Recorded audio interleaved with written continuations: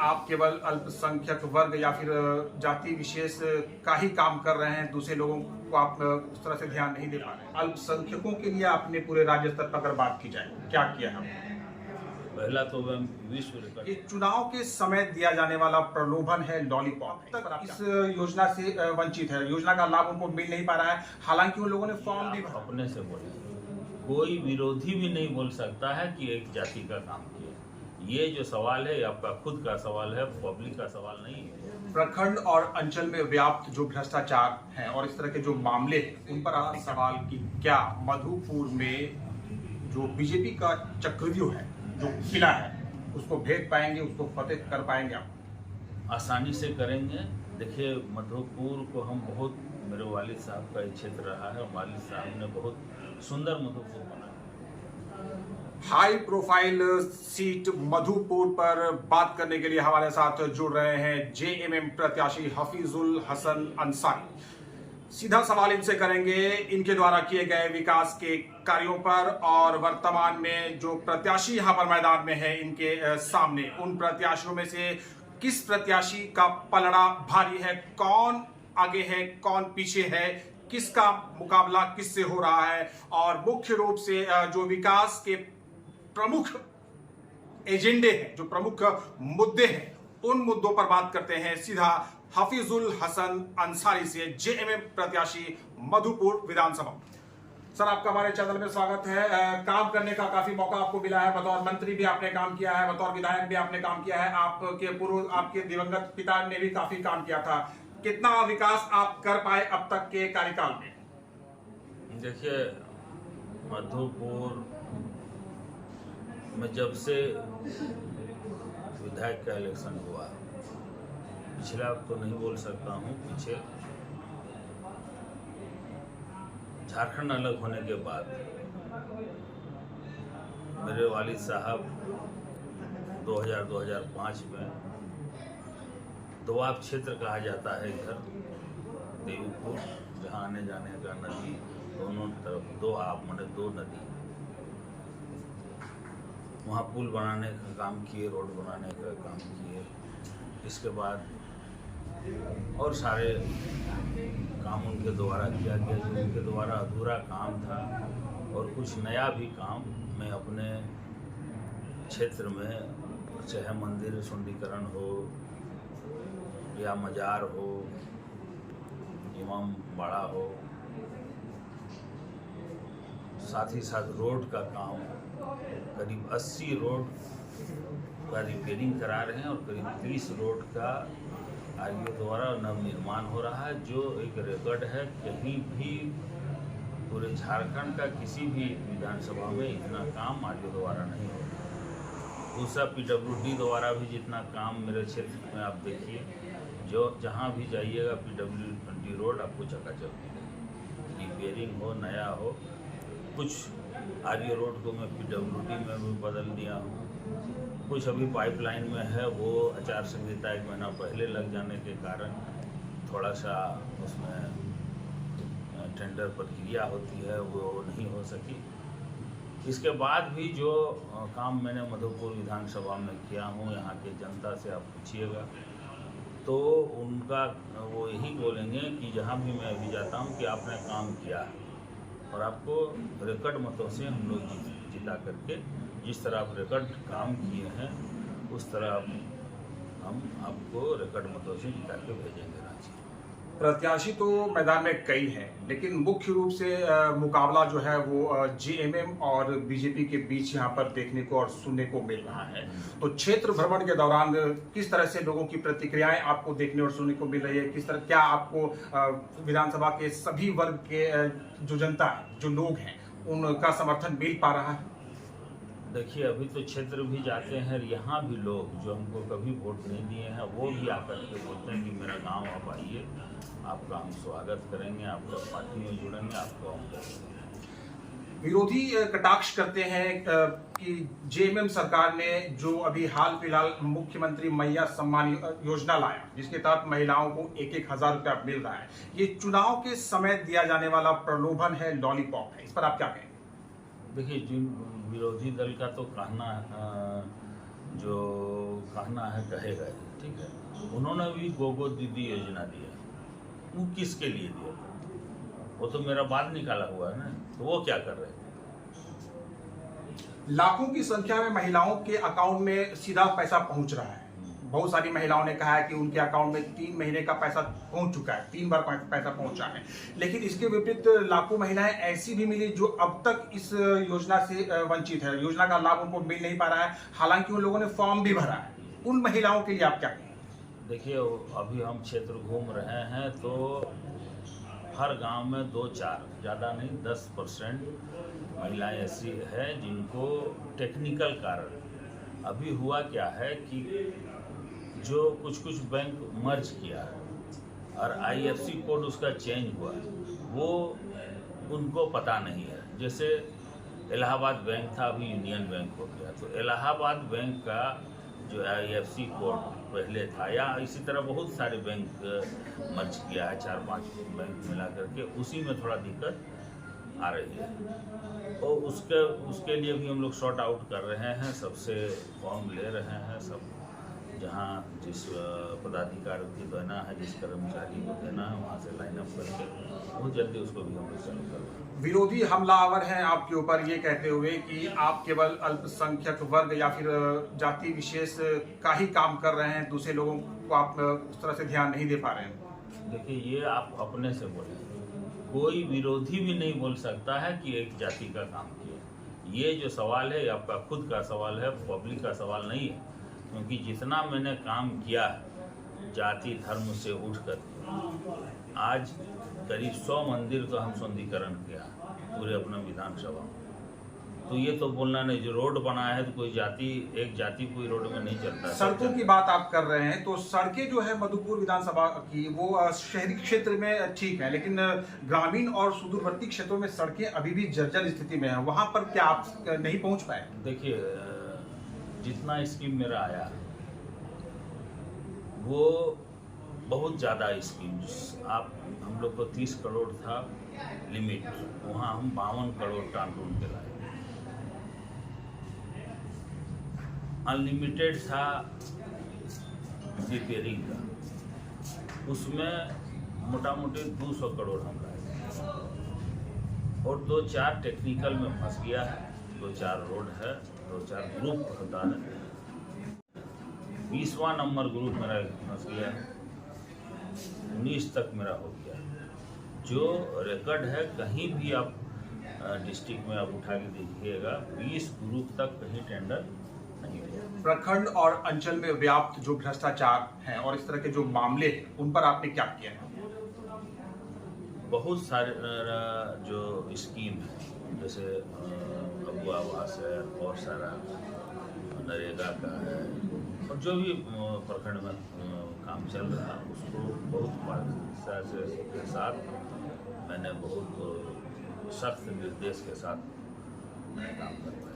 अल्पसंख्यक कल्याण मंत्रालय आपको मिला, अल्पसंख्यकों के लिए आपने पूरे राज्य स्तर पर अगर बात की जाए, क्या किया है? पहला तो मैं विश्व रिकॉर्ड बनाया। आपको मालूम होना चाहिए कि कब्रिस्तान घेराबंदी मैंने एक फिनेंशियल ईयर में 1176 किया, और टोटल अपना कार्यकाल में 3200 कब्रिस्तान घेराबंदी किया है, जो एक विश्व रिकॉर्ड है। कहीं भी कोई भी स्टेट है, आज तक यूपी इतना बड़ा डिस्ट्रिक्ट है, वहाँ भी नहीं हुआ है, चाहे जिसकी भी सरकार हो। 116 मदरसा हॉस्टल मैंने करवाया हूँ, जो भी अभी तक का सबसे रिकॉर्ड हॉस्टल निर्माण है। हॉस्टल रिपेयरिंग करवाया हूँ। MSDP का भी पैसा हम लाने का ये, तो उसका 17 तारीख को हम बैठक रखे थे, उसमें करीब 400 करोड़ रुपया आता, लेकिन 15 को ही आचार संहिता लग गया। CMGP लोन से अल्पसंख्यक युवकों को रोजगार के लिए 140 करोड़ रुपया का ऋण का वितरण में किया। मदरसा में जो शिक्षक रिटायर हो जाते थे, उनको पेंशन नहीं था, वो पेंशन लागू करा। SPEM एक योजना थी पढ़ाने का मदरसे में, उनको 2014 से पैसा नहीं मिल रहा है। वो केंद्र सरकार उसमें आधा पैसा देता था, आधा राज्य सरकार। जैसे मोदी जी का सरकार वहाँ बना वो पैसा मदरसे में आने बंद कर दिया। तो हम लोग ये निर्णय हम लोग जब आए सरकार में तो हम लोग निर्णय लिए कि सारा पैसा हम लोग देंगे, और उसी के तहत पिछला कैबिनेट में ये पास हो गया कि SPEM जो मदरसा शिक्षक हैं उन लोगों को हम लोग पेमेंट करेंगे। सबसे बड़ा सवाल कि क्या मधुपुर में जो बीजेपी का चक्रव्यूह है, जो किला है, उसको भेद पाएंगे, उसको फतेह कर पाएंगे आप? बहुत आसानी से करेंगे। देखिए, मधुपुर को हम बहुत, मेरे वालिद साहब का ये क्षेत्र रहा है, वालिद साहब ने बहुत सुंदर मधुपुर बना के रखा है। कोई जात पात नहीं, सब मिल के रहते हैं। यहाँ विपक्षी दल दुर्गा पूजा के टाइम में थोड़ा माहौल ख़राब करने का कोशिश किया, लेकिन मैंने सतर्कता बरतते हुए, सख्त कार्रवाई करते हुए, निर्देश देते हुए मैंने उसको नाकामयाब किया। और मधुपुर का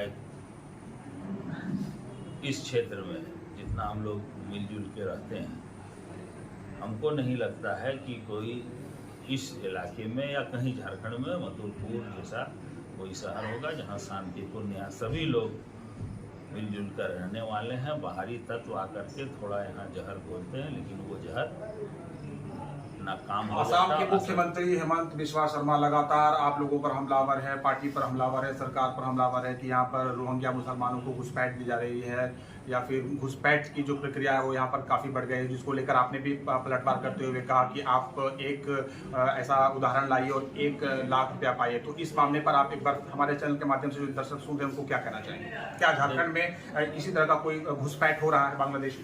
देखिए, ये नया मुद्दा लाया, जैसे गोगो दीदी योजना लाया, उसी तरह बांग्लादेशी का मुद्दा लाया। जब मैंने उनसे कहा कि एक बांग्लादेशी को आप निकालिए, 1 लाख रुपया हमसे लीजिए, उस दिन से उनका बोलती बंद हो गया। वो नहीं बोल रहे हैं, और ये झूठ का है। कहीं बांग्लादेशी का कोई मामला ही नहीं है। क्या JMM के नेतृत्व में इंडिया गठबंधन की सरकार पुनः राज्य में वापसी कर पाएगी? बहुत बढ़िया तरीके से करेगी, बहुत बढ़िया तरीके से। अभी बीजेपी के नेता खुद कंफ्यूज हैं कि जो कार्यकर्ता और जो यहाँ प्रदेश के नेता हैं कि मेरा मालिक कौन है। हेमंत बिस्वा शर्मा है, शिवराज सिंह चौहान है, बाबूलाल मरांडी है, अर्जुन मुंडा है, चंपाई सोरेन है, मधु कोड़ा है, रघुवर दास है, कौन? सब तो अपने डिसाइड नहीं कर सकते। एक ही आदमी। मधुपुर विधानसभा क्षेत्र की जनता आपको सुन रही है चैनल के माध्यम से, चुनाव को लेकर क्या कुछ कहना चाहेंगे? मैं सबसे अपील करना चाहूँगा कि जिस तरह आपने मेरे वालिद साहब को 4 बार यहाँ का विधायक बनाए, यहाँ का प्रतिनिधि चुन के भेजे, मुझे भी एक बार आप लोगों ने मौका दिया। कुछ समय कोरोना काल में बीत गया, कुछ समय थोड़ा सरकार को जो बीजेपी द्वारा गिराने के चक्कर में 2022 पार हुआ, 23 से हम काम शुरू किए और 24 में भी काम किए। अभी और कुछ काम था, जैसे मधुपुर नगर पालिका में ही मैंने 60 करोड़ का स्कीम लाया, टाउन हॉल है, इसके बाद 15 करोड़ का लाइटिंग है, 35 करोड़ का नाला और रोड का खालीकरण है, पार्क है। तो मैं सबसे फिर से अपील करता हूँ कि आप लोग फिर से मुझे चुन के भेजें। और एक बात मैं बतला देता हूँ, अभी सोशल मीडिया में भी चल रहा, एक यहाँ झील तालाब जिसमें छठ होता, तो पिछला साल जब झील तालाब के कमेटी वाले मेरे पास आए थे, उसमें नाली का पानी जाता था, तो ऑन द स्पॉट मैंने आदेश दिया। उस वक्त मेरे पास नगर विकास मंत्री नहीं रहने के बाद भी मैंने जो नगर सचिव थे उनसे बात करके 25 लाख का नाला, जो मधुपुर के इतिहास का सबसे बड़ा काम, अगर कि आप लोग फिर से मुझे चुन के भेजें। और एक बात मैं बतला देता हूँ, अभी सोशल मीडिया में भी चल रहा, एक यहाँ झील तालाब जिसमें छठ होता, तो पिछला साल जब झील तालाब के कमेटी वाले मेरे पास आए थे, उसमें नाली का पानी जाता था, तो ऑन द स्पॉट मैंने आदेश दिया। उस वक्त मेरे पास नगर विकास मंत्री नहीं रहने के बाद भी मैंने जो नगर सचिव थे उनसे बात करके 25 लाख का नाला, जो मधुपुर के इतिहास का सबसे बड़ा काम, अगर सबसे पवित्र त्यौहार जो छठ होता है, उस त्यौहार को बढ़िया से मनाने के लिए, पवित्र मनाने के शुद्ध पानी के लिए मैंने वो काम किया है, जो एक मेरे लिए और मधुपुर के लिए एक बहुत खुशी की बात है। और लोग मुझे इसके लिए धन्यवाद भी देते हैं। एक अंतिम प्रश्न आपसे करना चाहेंगे कि मधुपुर की जनता ने अगर दोबारा आपको अवसर दिया, कोई एक विशेष काम जो आपने मधुपुर और यहाँ की जनता के लिए सोच कर रखा है? देखिए, पहले तो मैं मधुपुर को शिक्षा के क्षेत्र में और आगे करूँगा, जो मेरा मिशन है। अभी हम नगर पुस्तकालय भी हम लोग के सहयोग, नगर कमेटी के सहयोग से हम लोग यहाँ खोले हैं। मार्गो मुंडा जो मेरा गृह प्रखंड है, वहाँ डिग्री कॉलेज दिए हैं। महिला डिग्री कॉलेज का उद्घाटन हो गया है। 2 ITI कॉलेज का उद्घाटन हुआ है। PG का पढ़ाई मधुपुर कॉलेज में नहीं हो रहा है, उसको मैं चालू कराऊंगा।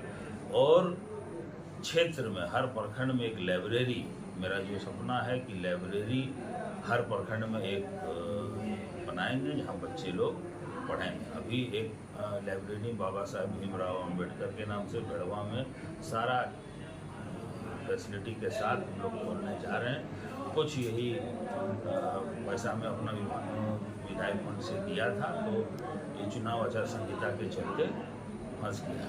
चलिए, बात करने के लिए धन्यवाद। हमारे साथ हफीजुल हसन अंसारी जुड़े थे, मधुपुर विधानसभा JMM प्रत्याशी।